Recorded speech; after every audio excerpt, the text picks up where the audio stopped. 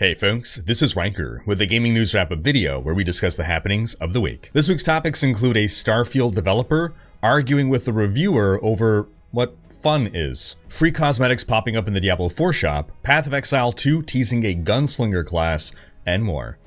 As always, discussion timestamps can be found in the description below, but right before you skip ahead, just a quick reminder to ring that sub notification bell to be alerted to new Saturday episodes and stay up to date with gaming news highlights. Now before I move on, just a quick word from this video's sponsor, NordVPN. The holiday season is upon us, and that means lots of online shopping. Make sure you and your loved ones stay safe and don't let companies track and sell your data. A VPN is an important tool for keeping your data secure and encrypted on the internet. And I don't dare connect to public Wi-Fi without first enabling my VPN. Be it on a phone or a laptop, in an airport or a cafe, I turn on my protection before connecting to that public Wi-Fi. You never know who may be snooping around, trying to steal your personal data, because that Wi-Fi network named Cafe Free Wi-Fi can actually be anyone using their phone as a Wi-Fi hotspot to trick you into connecting to them. Turn on your VPN, and now your data is getting encrypted before going out. You can also use the VPN to get around region block content by picking a server in a different country, and NordVPN has thousands of servers worldwide. And it's so user-friendly that you're basically one click away from hiding your IP or browsing the web from a different country. And one account lets you connect up to 6 devices, be they computers, phones, tablets, you name it.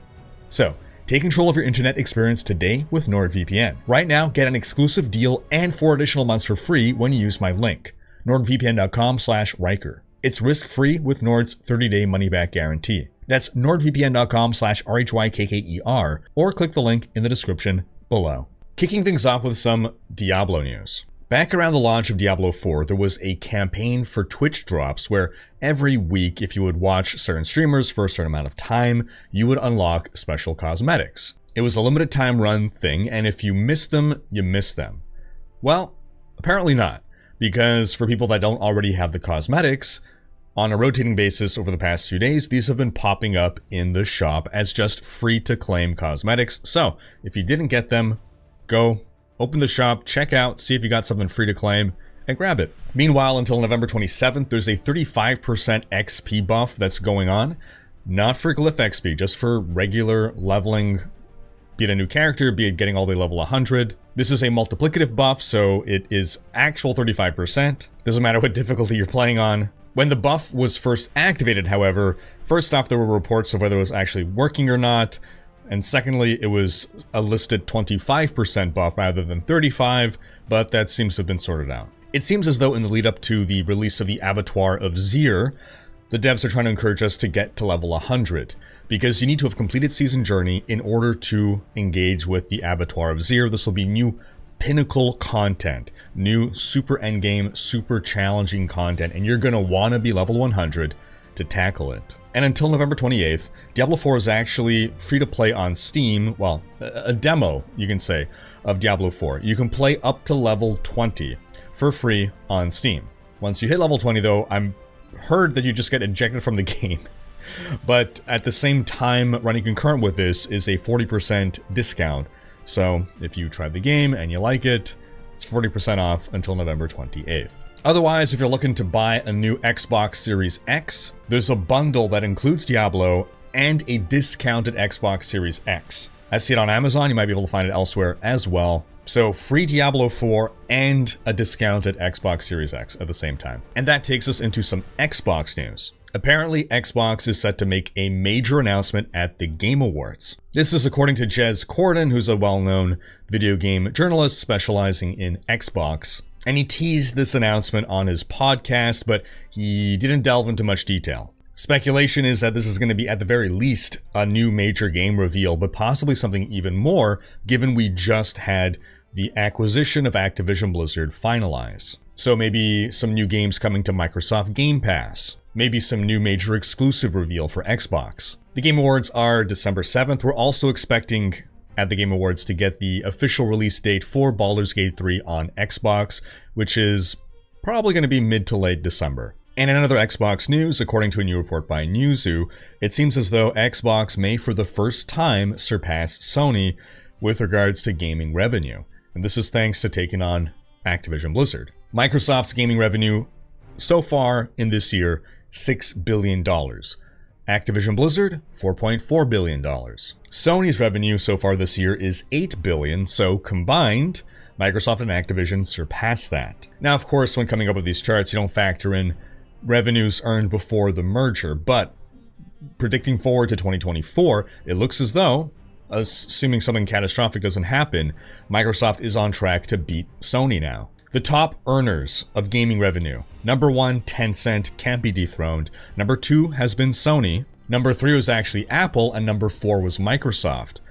But add in Activision Blizzard, and that puts Microsoft at number 2 and Sony down to number 3 for the first time. And moving forward, who knows what the landscape's gonna look like with regards to exclusive titles. Now, historically, Sony has always had the edge over Microsoft in that regard. A lot of the modern console wars, Xbox, PlayStation, fundamentally the architecture of the systems themselves are pretty equivalent. You don't really have one outright beating the other in terms of just gaming hardware. So whether you buy a PlayStation or an Xbox for the last many years came down to which has the exclusives that you prefer or which has the better exclusives. And Sony has generally had Microsoft beat for a very long time. But now that Microsoft is building up a bigger stable of companies, and it has been for a few years, now that it's got Activision Blizzard as well, what exclusives are they going to start rolling out in the coming years? And is this going to actually shift things that now, at least in 2024, potentially going forward, will Microsoft have the better exclusive lineup? And speaking of PlayStation, PlayStation Plus subscribers are able to try a free trial version of 2 games that are on complete opposite ends of the spectrum.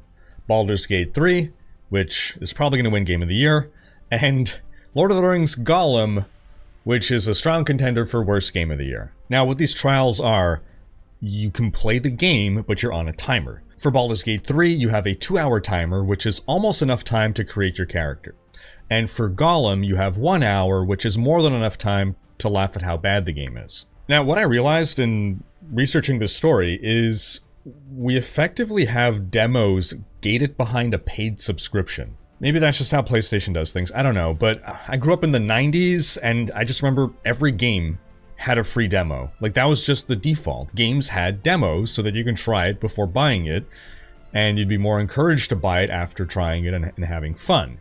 And I guess the industry moved away from that because they realized, oh, if we put out a demo, people will realize they don't like our game and they won't buy it. And that they can just invest that money instead into marketing to get people to pre-order the game, which is the complete opposite of a demo. You're paying for it before it's even released. Altogether, I miss the demo days. I think it was much more consumer friendly. Ultimately, betas and early access ended up replacing demos. A beta basically being, you want to demo our game, you're going to do some work for us and find bugs and give us feedback. And in fairness, most people who play betas, they play them like they're demos. They have no intention of giving feedback. They don't give any feedback. So I guess it kind of cancels out. In other news, the court case between Google and Epic goes on. We spoke about it last week. I believe we discussed last week how one thing that came out is that the Google Play Store operates at a 70% profit margin compared to the Epic Game Store, which operates at a 0% profit margin, or arguably a negative profit margin. The Epic Game Store has yet to make a single penny of profit. But I digress.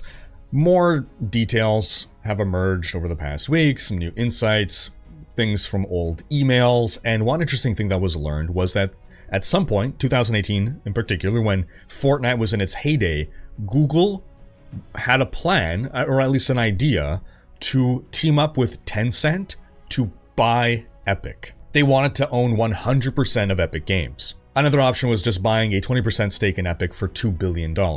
So that massive takeover obviously didn't happen, but Tencent today does own 40% of Epic Games, and Sony owns 5%. Epic Games is valued at about $31 billion. And while I'm generally a fan of Google, I exist almost entirely within the Google ecosystem. I've had Google phones for years, Gmail, Google Docs, all that. I was a bigger fan of Google in the past, when it kind of felt like Google could do no wrong. Seeing their business strategy evolve over time, seeing their culture and their values evolve over time. I used to say, 15 years ago, that one day Google is going to take over the world and everyone's going to be happy about that. And I don't feel that way anymore. I don't think that second part of the statement is true at all. And I actually would not want to see Google buy Epic. I would not want to see Google own Epic. Why? The Google graveyard. Google has tried a lot of ideas over the years. They have a ton, a veritable graveyard of canceled projects, many of which I was using and had to stop using because they just, either they couldn't make it financially viable or for whatever reason they decided to cancel the project. And while we all laugh at the Epic Games Store, Epic contributes something extremely meaningful to the gaming industry, and that's the Unreal Engine. They have for a long time, and they still continue to. And I would be concerned about the Unreal Engine in the hands of Google. If Google decides, you know what, we're not making enough profit off of this is no longer worth investing as much into, for whatever reason, I don't know why. I don't know why they decided to cancel their other things. Google Glass, for instance, whatever number of programs, softwares, innovations, tools, utilities that they have sprung up and abandoned over the years. I would not feel safe with Unreal Engine hanging in the balance of their whims. Now, another thing that emerged during the trial. It was previously reported that Google had paid Activision Blizzard $360 million to not make their own version of a Play Store, their own mobile app store. And same with Riot Games. So they paid them a different amount, but yeah, it was $360 million to Activision Blizzard for over 3 years. And for Riot, it was $30 million for 1 year. Well, Google's partnership head, Don Harrison, has come out and said, whoa now, let's relax. It's not $360 million.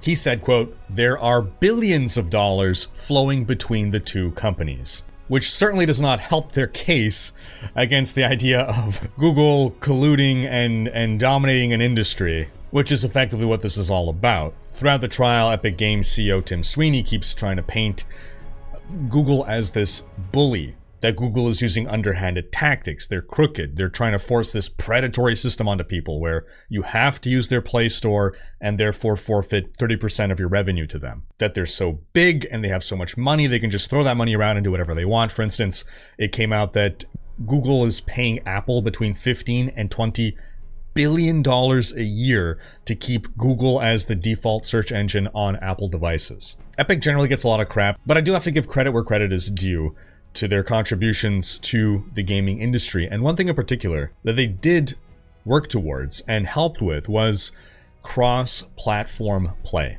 And it came out in the trial that Tim Sweeney was willing to take Sony to court. They were willing to pursue legal action against Sony if they wouldn't play ball on allowing cross-platform play. What are we talking about? Xbox and PlayStation and any other platforms being able to play with each other. So if you have one person on Xbox and one person on PlayStation, in a lot of games in the past, you just couldn't play together, and there was really no good reason for it. The technology is there, it's not that much more difficult to implement, but Sony in particular didn't want that because they were the dominant system, so why allow PlayStation players to play with Xbox players? Make the Xbox players feel lonely and feel like they have to buy a PlayStation to play with everyone else. Epic Games has been a strong advocate for cross-platform play, and they reached out to Sony, and eventually they got Sony to give in 2018. But had they not given in, Tim Sweeney had said that they were willing to take Sony to court over this. Now, after those cross-platform discussions, the relationship between Sony and Epic became amicable. They worked closely together since, collaborated, and that is when Sony actually bought a 5% stake in Epic. In other news, details of the next Call of Duty game appear to have leaked via Jez Corden. The game, internally being called Black Ops 6 and possibly going to be named Black Ops Gulf War, is set to release either late fall or early winter 2024. It's being worked on by Treyarch, who are known for their work on the Black Ops titles. It's going to be set during the Gulf War in the early 90s. The CIA is going to play a big part in it, and for those who don't know, the Gulf Wars was when basically it was Iraq versus the world, a coalition of 2-3 dozen countries headed up by the United States, with Saddam Hussein being the big bad guy. Apparently it's going to feature more traditional military tech as opposed to the more sort of sci-fi tech we were getting with modern warfare titles these past few years. And they also want to explore a more nuanced narrative. We're apparently going to get multiple early access periods and see some remasters of old Black Ops maps. Now, the other noteworthy thing about this title is that it's been in development for 4 years, which is going to be the longest development cycle for a Call of Duty game. And this comes right after Modern Warfare 3 released, which was criticized heavily for being rushed, and it had a very short development cycle, 1.5 years. And speaking of Modern Warfare 3, it's gotten the worst reviews of any Call of Duty game ever, and yet it's still apparently breaking records. As per the official Call of Duty Twitter account, Modern Warfare 3 has already set records with the highest engagement in the new Modern Warfare trilogy. What does that mean exactly? Highest engagement. What is engagement? Is that concurrent players? They do follow up by saying more hours per player overall than Modern Warfare 2019 and Modern Warfare 2. So that at least gives us some specificity there. They also say campaign players putting in more time per player in Modern Warfare 3 than the previous 2 installments. So again, it seems engagement here is hours per player.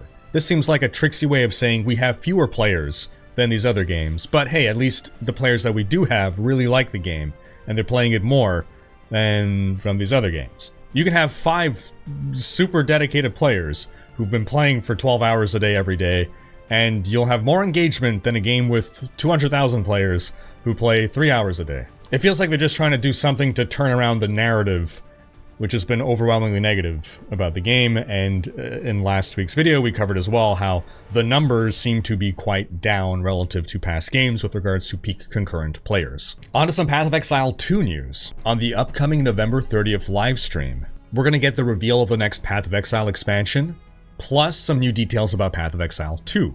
And leading up to that, we got a teaser for what we're going to have revealed, and it seems to be the mercenary class who actually, and to my surprise, seems to be wielding a gun. And I think the gameplay we're seeing here is a channeled skill that has built-in backward movement. I got to play a ton of Path of Exile 2 back at Gamescom. You can check out that video here of my interview with Chris Wilson and Jonathan Rogers. And something that I really see being focused on in PoE 2 is having mobility built into skills. So that's why I think what we're seeing here is really a backwards movement worked into a channel. So you're channeling your attack on the enemies ahead of you, and you're automatically backing up. This way you're not doing that annoying stutter step, which is really common in RPGs and MOBA games when you're using a ranged character. I look forward to finding out more on November 30th. Then in some last Epoch news. Last week we got the reveal of a cinematic trailer for the game, and it is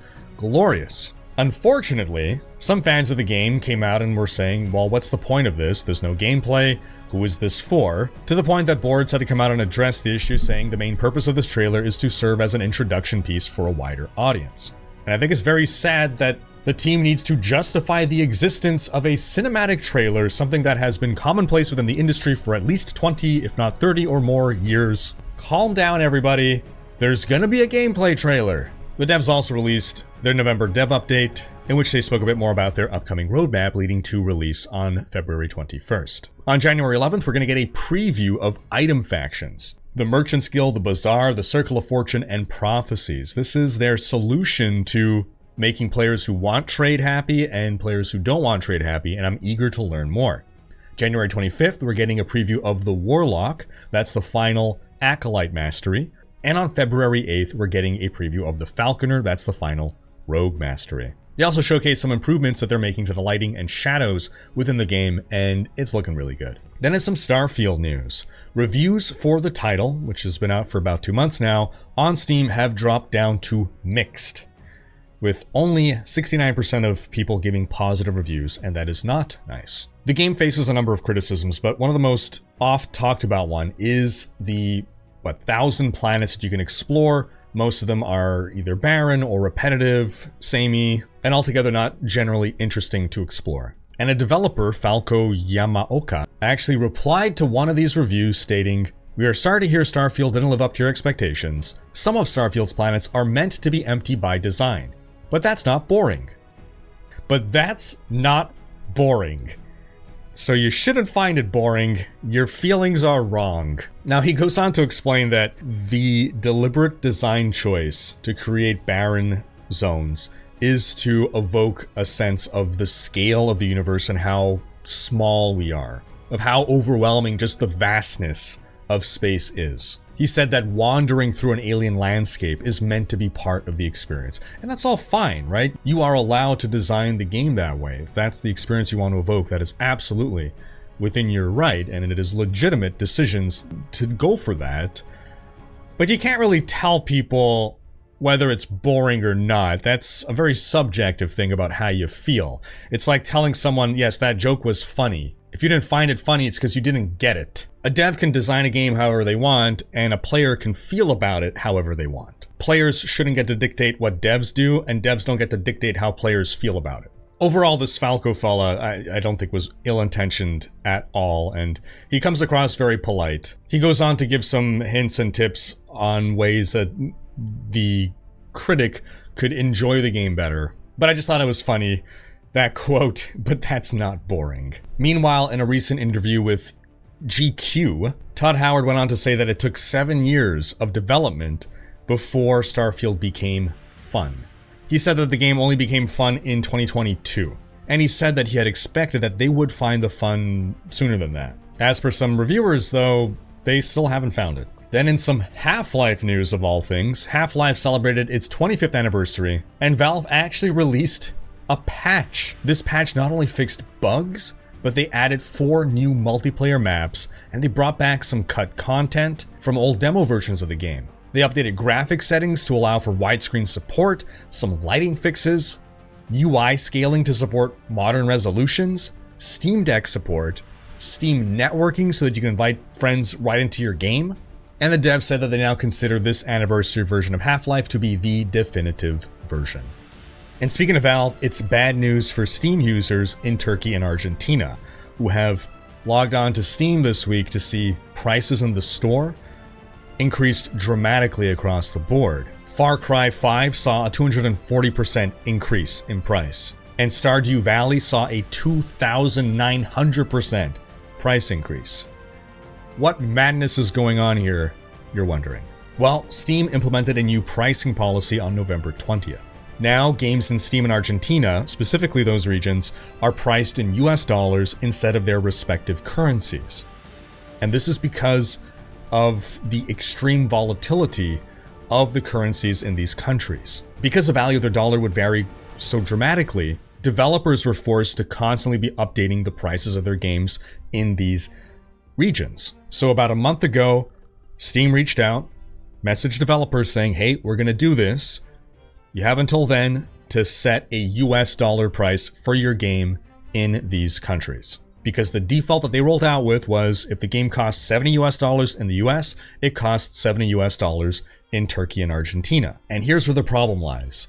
In Turkey and Argentina, the minimum wage is roughly the equivalent of 400 US dollars per month. So, do you want to drop 70 US dollars, which is about one entire week's worth of your salary, to buy a game? Now, interestingly, Diablo 4 actually saw an 11% price drop, presumably because Blizzard actually went in and modified the price. If I had to guess, most game publishers just let the default happen because they can't figure out the logistics of how to accurately price their game in these countries. Hopefully we'll see the situation stabilize. Maybe devs will now look to examples of what other reasonably priced games are priced at in these countries and adjust the values accordingly. Otherwise, Steam as a platform has just become prohibitively expensive in Turkey and Argentina. In other Steam news, the Steam Autumn 2023 sale began this week. It's going to run until the 28th. Prey is on sale for $3. That's a really good game for a really low price. But I encourage you to sound off in the comments with any other deals that you think are worth picking up. In some quick Warhammer news, Warhammer 40k Space Marine 2 has been delayed. Originally set to release in December, it's been pushed back to the second half of 2024. We'll potentially get an official release date at the Game Awards. Then in our last story, we're going to talk about the remake of Knights of the Old Republic. One story emerged late last week, and an update has happened this week. Last week, the story was that the KOTOR remake was dead. Giant Bomb's Jeff Grubb said on his Game Mess morning show, quote, I just want to clear it up. This game is not being worked on right now. Just full stop.